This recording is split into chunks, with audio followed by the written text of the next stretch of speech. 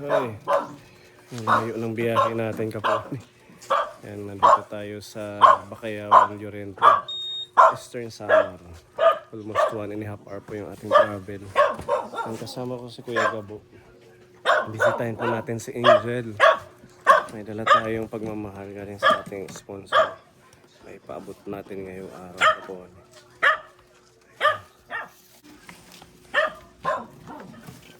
Ito si tatay. Nandiyan si Annalyn, yung anak niyo. Nandiyan. Opo, kasama yan.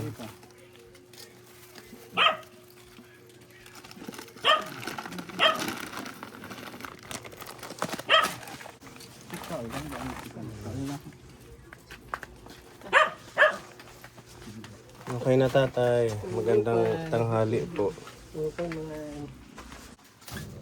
Hello, maupay adlaw eh. Kumusta si Angel? Kumusta kayo, Ate Annalyn? Buti gising ngayon. Opo, hindi po. Ilang oras lang po tulog kasi hindi na nagpapala paggabi. Ganon. Dito na kami sa Doyan. Baka ayaw niya na doon sa higaan niya? Oo. Hindi na. Dito na kami hanggang umaga. Bakit? May nararamdaman? Wala po. Baka, Ayaw na niya ayaw magpalapag. Pag linalapag ko nagigising ho eh. baka naiinitan. Siguro po. Baka naiinitan. Sobrang ano kasi ng panahon natin. Po, sobrang init po. Kami nga ngayon, grabe yung singaw ng kalsada. Ang init. Buti dito hindi na wawala ng tubig. Ay, minsan po, wala yung ibang wala po. Kamusta ka na, Angel? Kamusta? God bless. Wala po. Baliktad, sa araw siya matutulog. Nakakatulog siya dito lang sa loob ng lang. Dito lang sa Doyan, pag ilapag ko na, yun, nagigising. Minsan na yung likod ko masakit, kaya linalapag ko. Grabe yung kamay niya, talagang ganyan na ano. Masyado yung nang naka-bend ng tuping-tupi na. Hindi na nauunat. Hindi na po naunat to. Kumusta naman siya? Okay naman. Hindi siya nagkakasakit o ng Diyos. Sa awa po ng Diyos, hindi naman po siya Ilang taon na to, Ate Annalyn? 70 nung 20. Noong August 20. 17 years old na siya. Oh, happy birthday, belated. Ano niya handa? Waray, wala. Kasi wala siyang Wala po. movement, ganyan lang. Opo, ganyan lang po. Pag linalapag ko dyan, hindi na pwede iwan. Kasi malikot na sobrang simula nung nag-vitamin. Pinagba-vitamin mo. Sobrang likot na. Ito. Isang beses ka muntik mahulog na. Closable. Buti nakabili ka nito. Opo. Kumusta yung pag-blend mo? Nagagawa ka pa ng... Oo. Ngayon, hindi na wala pa kasi pambili. Yung carrots po, gusto niya yung inihahalo sa lugaw. Carrots? Oo, masarap yun. Blend ko muna, tapos pag nagluluto na ako, doon ko na Ay, naching na. Dalaga na, 17. Next year, magdidibo na siya, Ate Annalyn. Yung mga dito, yung balat niya, parang parang mapa. Saan? Maraming balat to dito sa Pag may nararamdaman siya, ito lang yung inaanuhan ko. Kasi umiiba yung kulay niya. Ito, yung balat dito. Marami yan. Hanggang dito. Kasi nag-iiba ang kulay. May dala tayong prutas para makapag-blend ka ulit. May binili akong apple, carrots. Oo, yung gusto niya yung lalo nilalagyan ko ng gatas. Oo, tapos Patatas. Meron din ako nalang patatas. Siguro pwede yun sasaingin mo. Tapos imamash, dudurugin yung parang kamote na Halo ko dinurog. na lang sa ano niya. Tapos lagyan mo ng gatas or kunting sabaw para makain niya. Ayaw niya ng may sabaw. Gusto niya yung medyo ano lang. Opo. Kaya yung lugaw, ayaw niya ng matubig. Gusto lang niya yung, ano, yung parang, yung walang tubig po, yun ang gusto niya. Basta malambot. Sobrang init po kasi doon, kaya minsan binubuhat ko po. Sobrang init kasi yung likod, minsan basang-basa sa ano, pawis. So yung pagligo niya, doon na din sa higaan. Hindi, sa ano, pinapapa ko sa timba. Ay, sa batsa pala. Hindi yan makasya sa timba. Oo. Ayan ka po, ni sa mga bagong viewer natin si Angel po ay meron siyang kaibang sakit. Ano bang tawag ng sakit yan? Mayroon akong napanood dun sa ano, sa katulad din sa kanya. Normal din yung ilinabas. Ano din, nagkumbulusyon din. Parang na ano, yung parang na ano yung utak, no, parang naubusan daw ng oxygen. Parang ganun. Pero ano din siya, cerebral palsy din. Cerebral palsy. Tapos, nakuma daw ng 2 linggo. Parang sa kanya nga, parang ano nga. Kasi nakuma din to eh. Plano nga sana natin yan dalhin sa Tacloban eh. Kaso wala tayong pondo na bakante. Masabay sana kay Rodney. Yung isa nating... Opo, yung ano, yung dinala niyo po doon sa ano, Tacloban. Oo. Yun naman, ano siya, sa utak. Dystonia. Kaya hindi natigil yung panginginig ng katawan. Pero ngayon, dahil may maintenance, nag-okay na. Kaya Hindi na lang... siya masyadong malikot. Isasabay nga sana natin kung magkaroon tayo ng pondo sa kanya. Para makita ng doktor. Sa neurologist din to, di ba? Kasi utak din yung ano niya. Tapos naging ganyan, affected. Para siyang... Yung pangalawang ano na ito, kung convulsion, hindi na na ano. Para siyang nanigas na ito, Ate Annalyn. Dapat siguro mamassage mo. Para baka sakaling naman. Dalaga na ano. Paano pag, halimbawa, di ba dalaga na siya? Wala naman kung ano. Hindi po siya nag... Hindi pa siya nagregla, gano'n. Ano? Wala nung, Opo, wala. kahit first time, hindi pa. Bakit kaya? Ewan ko. Hindi ba meron na yan pag 17? Siya wala po. Kala ko parang dalaga na normal lang na. Kasi pati yung pagdumi, ikaw na din yung O, ano, diaper, hindi na. pag nakadiaper siya, hindi siya makakadumi. So, asing ano lang, ganyan lang. Kahit pag-ihi, hindi rin siya naihi pag may diaper. Yung pagdumi lang po. Angel, malakas kaya yung pandinig na ito. Opo, malakas po. Malakas. Yung pag ano lang po niya, yung paningin. Tapos yung pagsalita. May pagkain pa siya, yung mga stock na ubos na. Ubos na po. Sige. Pero problema ko po. Sige, may dala kaming pagkain dito. Ang ating kapwa sponsor, si Tita Bebelyn, nagbigay ng halagang 2,000 na ayuda.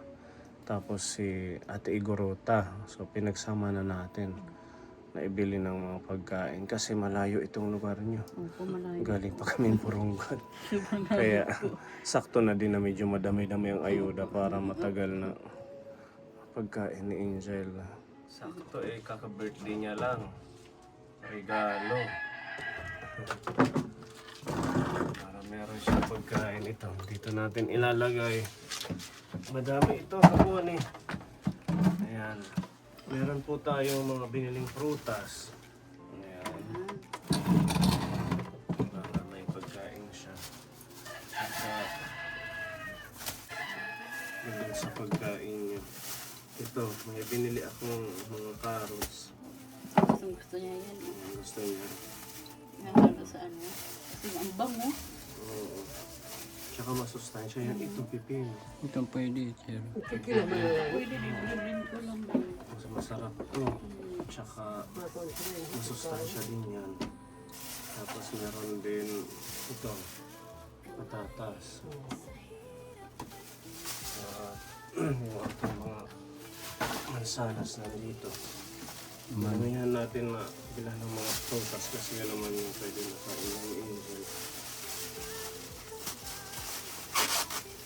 Nagbili ako ng mga... Anong tawag dito? Peras? Oo. Ano, peras. Yan. Mm. Pwede rin ito isama mo sa pag-blend Ng ano, ng mansanas. kalong. Paghahaluin mo.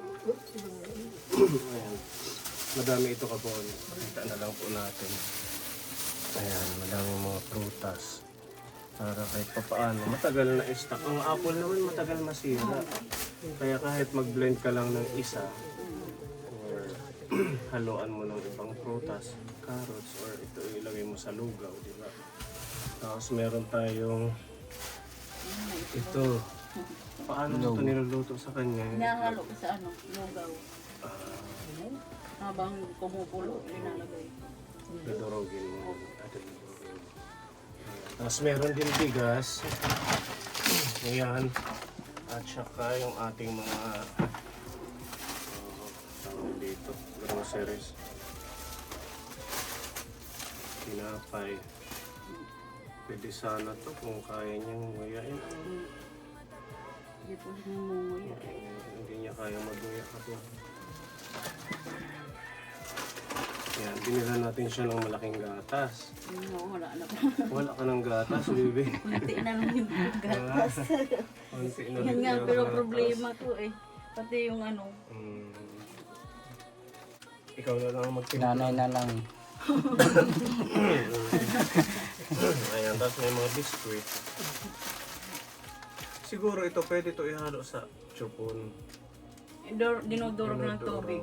Oo. Mm. Or kahit sa mangkok na maliit. Opo. Lagyan mo ng gatas. Tapos madudurog siya, di ba? Lalambot siya. Ayun, parang kanin na din yung mga biskuit. Ayan, para makain niya. Ayan, tapos ito po yung iba. Sakto, pa-birthday ng ating tita Bebeli na Oo, chocolate. nagkasalo sa ano mo. Hmm? Nagkasalo.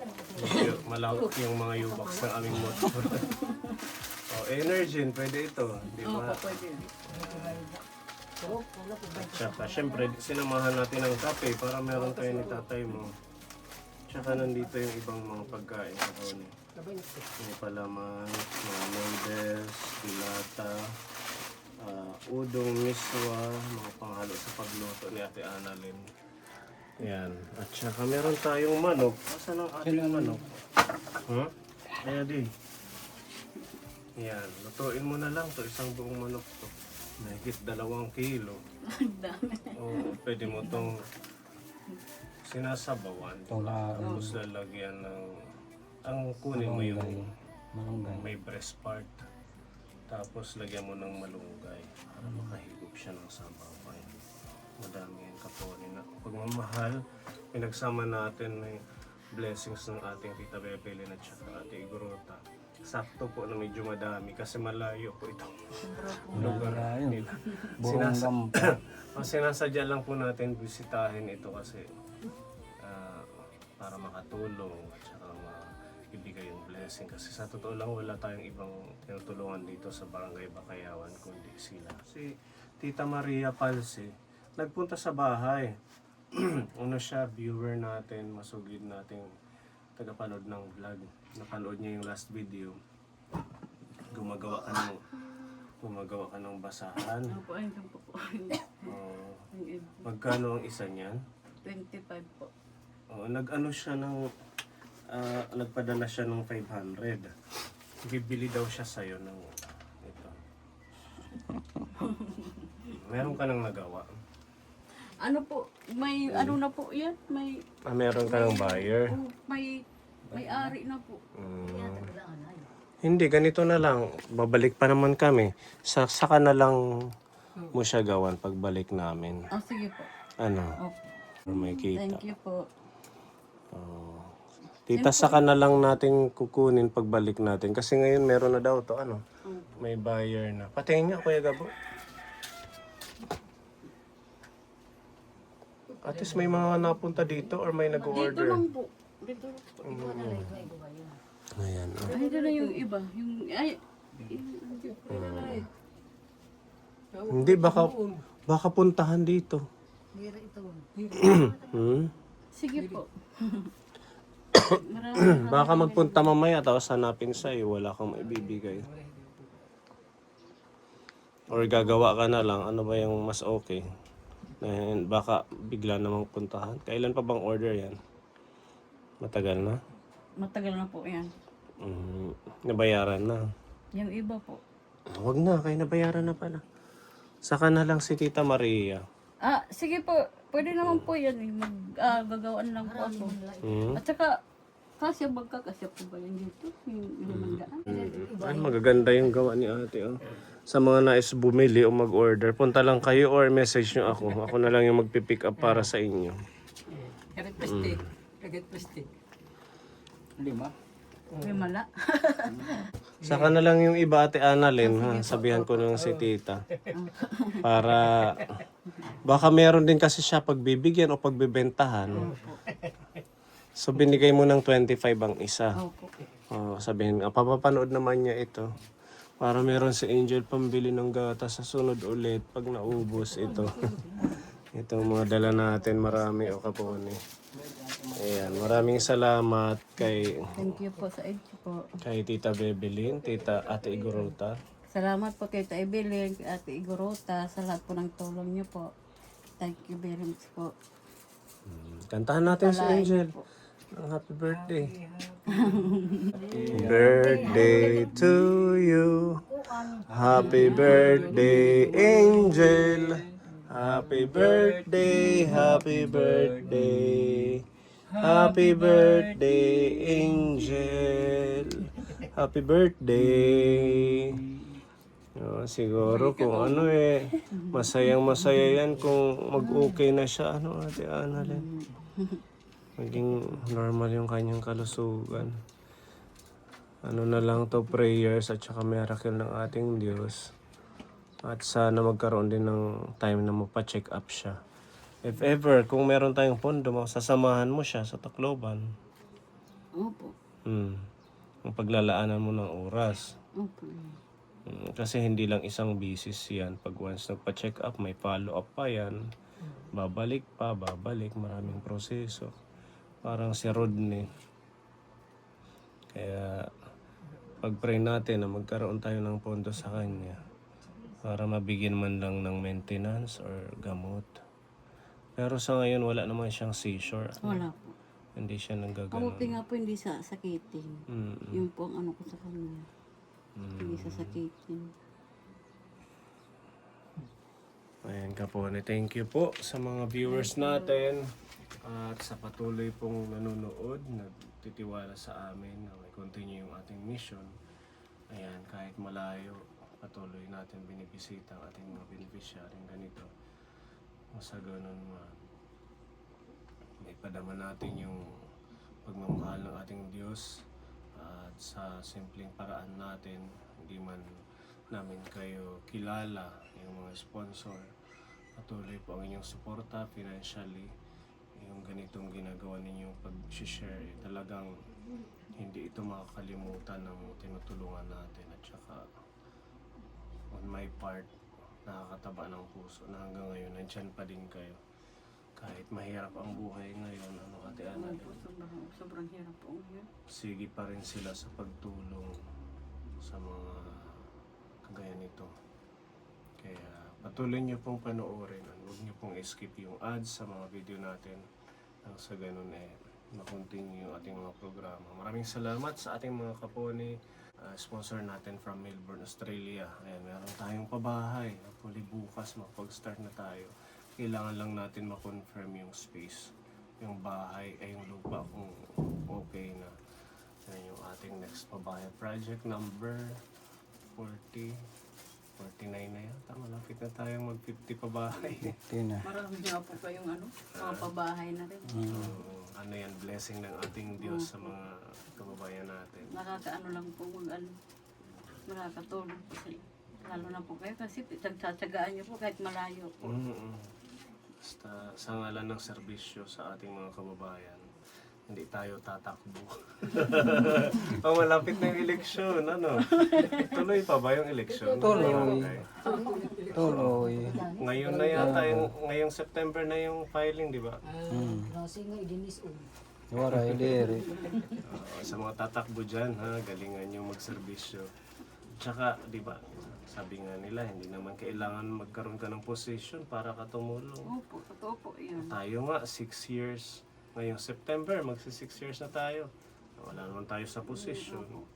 Yung iba naman po yung ginagawa na nasa gobyerno. Ano? Hindi naman lahat. Hindi po. Siguro yung Yung iba. iba po. Yung iba naman nagsiservisyong tapat. Kaya lang, syempre, hindi na ano yung iba talaga nasisilaw sa Ano po sa pera. sa posisyon at saka sa pera ng taong bayan. Ayan, thank you po. At yun, patuloy nyo lang po panoorin. Hindi po kami titigil mag-mission, mapasaan man, mapamalayo. Malayo, ang init-init po. Kahit mainit, maulan, kahit wala na akong boses minsan sa... Totoo lang, hindi na ako na ano ng ubo at saka sipon allergy dahil sa pagod. Tapos sa alikabok din ako. Oo, sa biyahe. Oo, kaya ano siguro part ng mission.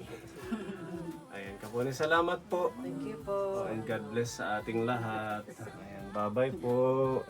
Salamat, tita. Sabi ni Angel. Ano, cute. God bless. Sa Diyos magtiwala, sa kanyang yakap nagiging matatag ang